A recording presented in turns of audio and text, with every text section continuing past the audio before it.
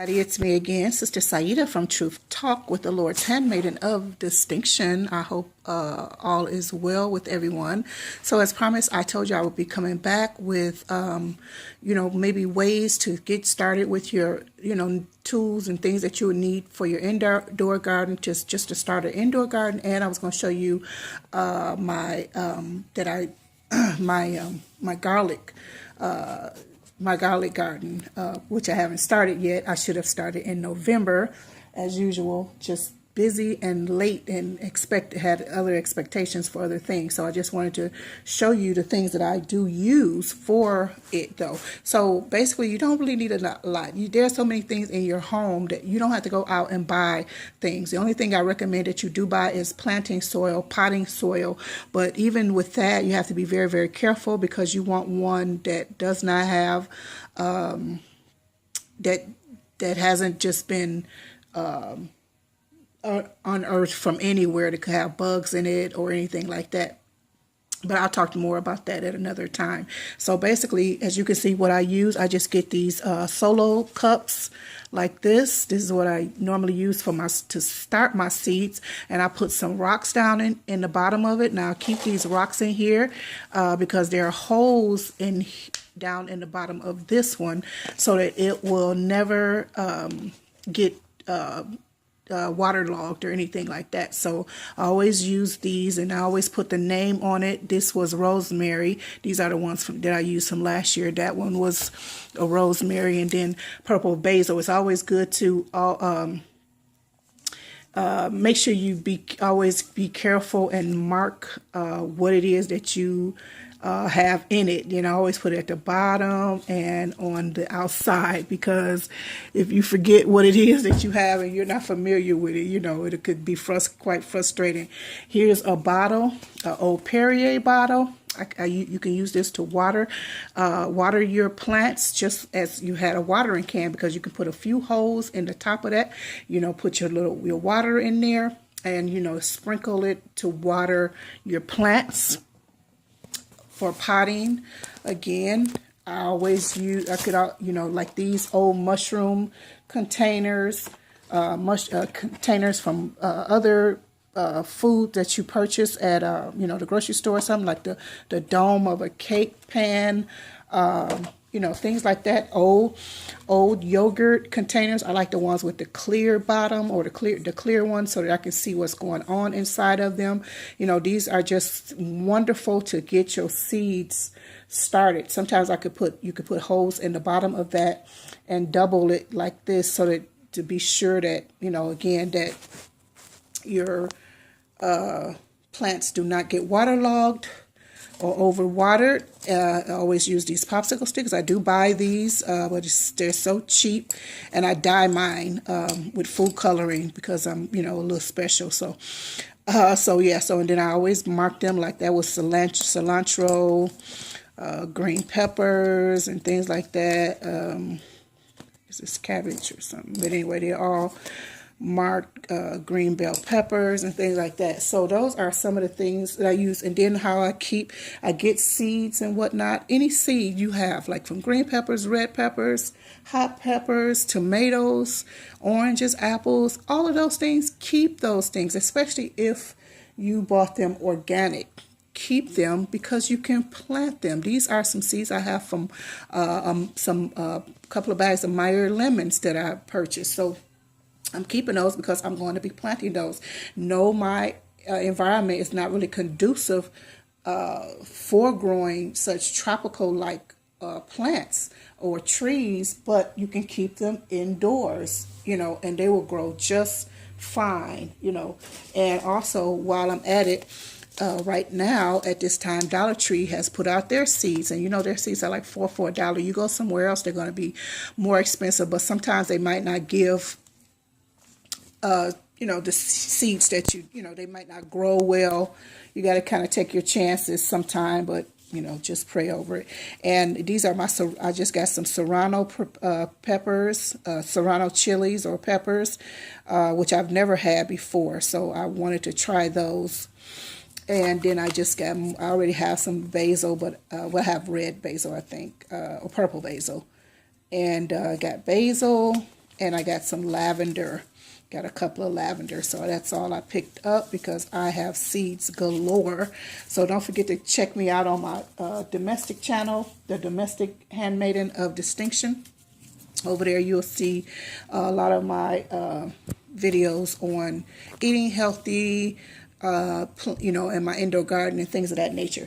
So here, you know, again, like I said, you can buy your own stuff from the grocery store. You don't have to purchase, necessarily go to seed stores and things of that nature to purchase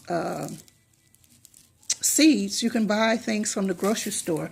That one was something I just picked up by accident because they were 99 cents, and I didn't really look at the label. I was thinking it was this, which are these are elephant garlics, which are lovely and so huge, and the taste is so nice. I love elephant garlic. That's one of my favorites, and they smell so good.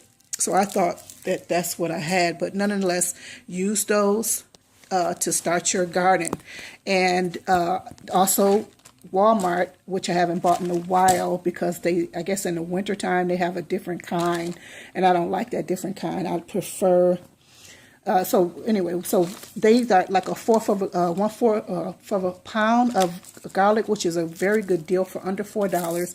But the ones that they sell normally that I was getting in the summer were red ones, and I love the red ones versus the white ones. So as I was saying, and these are some that I purchased from seed stores, and my favorites are the red ones, red rose type and whatnot. So these are ones that I did purchase from the store.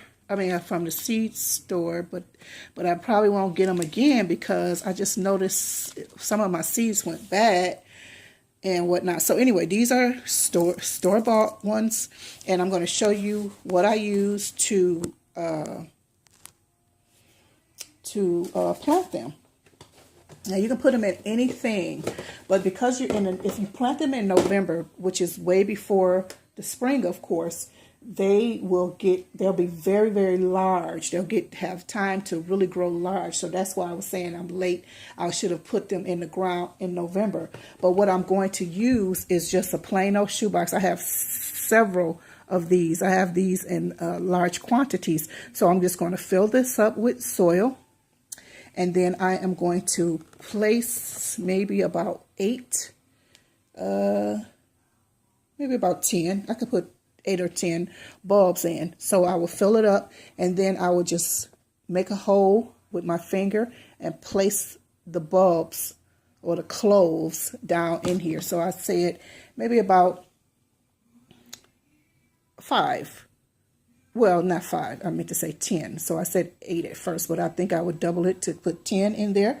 And I'll come back and show you once I get that done.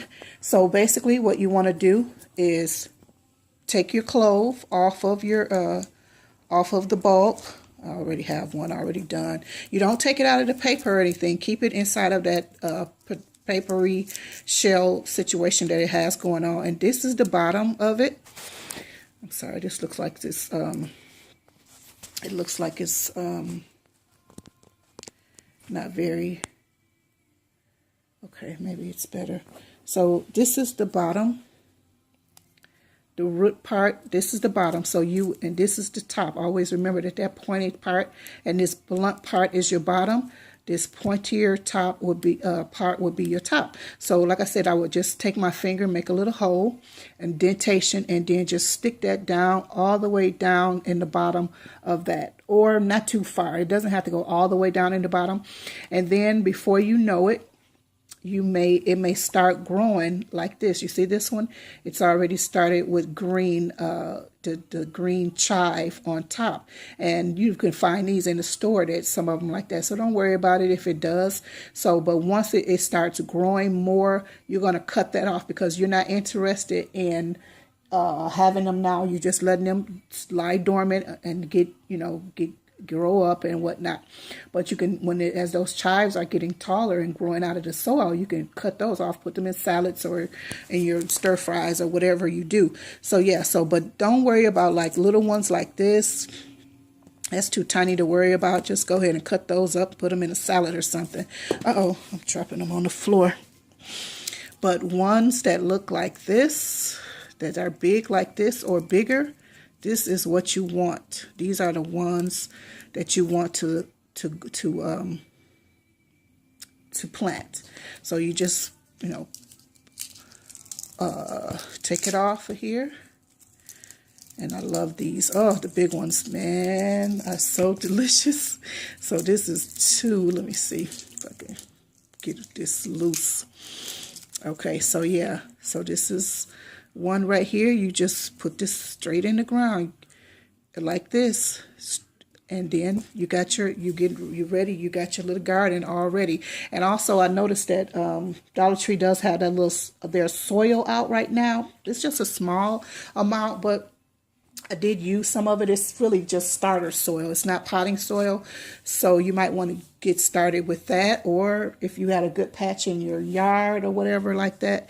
But yeah, so I just wanted to show you the little things I'm using. They're very cost effective. Save what you have and use the things that you have so that but you can have your own indoor garden just like I do. So yeah, I just wanted to show you that. And I thank you so much. If you have any questions, please let me know. Don't forget to go and subscribe to this channel. Subscribe to this channel, please, and go and subscribe to my domestic channel, all about Titus 2 woman, doing her thing out there, showing people how to do things and live a godly, modest life. So yeah, over there at the Domestic Handmaiden of Distinction. So yeah, I just wanted to show you that, and I love you. God bless you, and I hope you enjoyed this video. Please don't forget to leave me a comment also if you have any questions. All right, thanks so much. Bye-bye.